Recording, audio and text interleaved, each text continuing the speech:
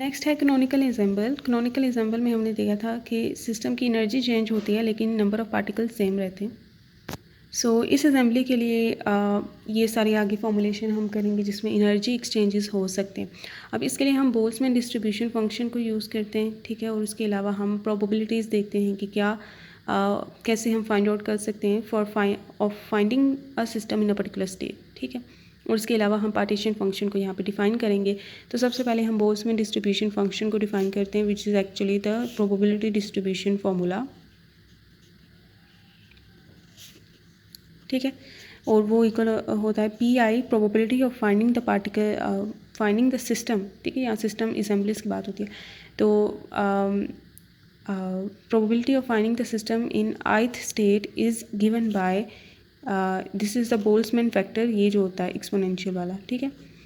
ये Boltzmann factor for the state i, ठीक है। एनर्जी आई यहाँ पे उस स्टेट की एनर्जी है जिस एनर्जी की प्रोबेबिलिटी फाइंड आउट करना चाहते हैं हम।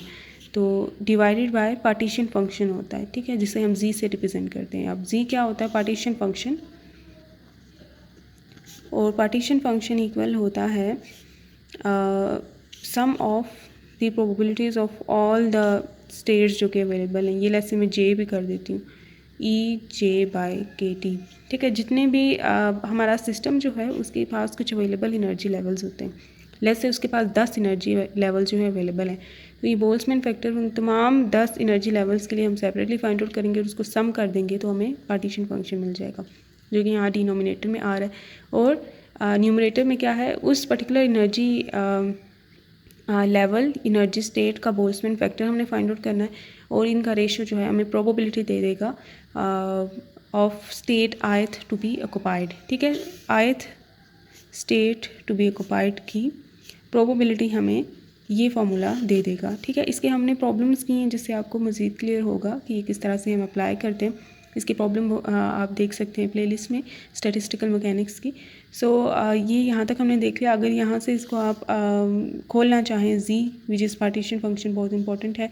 तो इसे क्या हम कर लेंगे? Let's say first energy level उसका E1 पे है, डिवाइड बाई के टी हो गया, फिर ये E2 बाई के टी, फिर ये सारे जो एनर्जी लेवल्स उसके पास अवेलेबल है ना, उनके लिए ये फैक्टर्स फाइंड आउट किया और सम अप कर दिया। ऐसे 4 एनर्जी लेवल हैं तो 4। और समटाइम्स आपके पास इनफाइनाइट एनर्जी लेवल्स होते हैं, जैसे हार्मोनिक ऑसिलेटर का होता है, 0 से इन्फिनिटी तक जाता है और ये E n बाई के टी की फॉर्म में आता है, जबकि E n की वैल्यू हमें गिवन होती है n+1/2 एच कट ओमेगा। तो ये इनफाइनाइट नंबर भी एनर्जी लेवल्स हो सकते हैं जिसमें आप समेशन की ट्रिक्स यूज़ करते हुए ज्योमेट्रिक सीरीज़ ये नॉर्मली बनाती हैं। तो आप ज्योमेट्रिक सीरीज़ का सम आपको पता है वो A1/1 - R। ये प्रॉब्लम्स में मैंने इसको अप्लाई किया हुआ है, आप वहाँ से इसको ज़्यादा डिटेल से देख सकते हैं कि कैसे इसकी प्रॉब्लम्स को सॉल्व किया जा सकता है। तो ये जो हमने फार्मूला यूज़ किए हैं ना, ये वाले, ठीक है, ये सारे तब हैं जब आपके पास नॉन डीजेनरेट एनर्जी लेवल्स हो। नॉन डीजेनरेट एनर्जी लेवल से मुराद ये होता है कि एक पार्टिकल एक ही एनर्जी को ऑक्युपाई कर सकता है। एक पार्टिकल एक एनर्जी लेवल को एक पार्टिकल ही ऑक्युपाई कर सकता है। अगर एक एनर्जी लेवल को एक से ज़्यादा पार्टिकल ऑक्युपाई कर सकते हैं तो वो डीजेनरेट केस हो जाता है। तो डीजेनरेट केस के लिए आपके पास फार्मूला थोड़ा सा डिफरेंट हो जाता है कि आप फिर मल्टीप्लाई करते हो उनकी डीजेनरेसी को भी उनके साथ। लेट्स से ये जो जी फंक्शन है पार्टीशन फंक्शन, उसके साथ आप डीजेनरेसी D बाई के टी। तो ये ई जेथ जो हमारे पास एनर्जी लेवल होगा उसकी डीजेनरेसी होगी। लेट्स से हमारे पास एक एनर्जी लेवल है E1 = 0, E2 = 4, 2 एनर्जी लेवल्स हैं। इसकी डीजेनरेसी जो है वो 4 है, 4 पार्टिकल इस स्टेट को ऑक्युपाई कर सकते हैं और इसकी डीजेनरेसी लेट्स से 2 है। और फिर ये क्या हो जाएगा? हम जब इसको खोलेंगे तो ये D1 e⁻⁻E1/kT हो गया प्लस D2 e⁻⁻E2/kT। तो इनकी डीजेनरेसी यहाँ पे लिखेंगे, इसकी डीजेनरेसी 4 थी, यहाँ पे 0 आ गया, प्लस D2 क्या है? यहाँ पे हमने 2 है और ये -4/kT हो गया। तो ये इस तरह से हमने ले लिया। मतलब ये आपको अब क्लियर हो चुका होगा कि डीजेनरेसिस को मल्टीप्लाई कर देना होता है। यहाँ पे भी प्रोबेबिलिटी जी में भी डीजेनरेसी आई है तो इसमें भी डीजेनरेसी आएगी उस ith स्टेट की जिसकी हम प्रोबेबिलिटी फाइंड आउट करना चाहते हैं। लेट्स से मैं E2 स्टेट में फाइंड आउट करना चाहती हूँ प्रोबेबिलिटी, तो यहाँ पे मैं D2 यूज़ करूँगी विच विल बी 2 e⁻⁻4/kT और जी फंक्शन जो मैंने इन सब का सम यहाँ पे ये फाइंड आउट किया होगा वो पुट कर देना। तो ये डीजेनरेट केसेस के लिए आपकी प्रोबेबिलिटी ये हो जाएगी। तो यहाँ पे सिर्फ हमने यही चीज़ें देखनी थी, फार्मूलाज को देखना था, जिसमें मैंने बता दिया है कि प्रोबेबिलिटी नॉन डिजेनरेट अगर केस हो तो आपके पास सिंपली आपने बोल्ट्जमैन फैक्टर फाइंड आउट करना है, ठीक है, और divided by the partition function, ठीक है, नॉन डिजेनरेट केस के लिए, ठीक है। और नॉन डिजेनरेट केस के लिए partition function is simply the sum of all the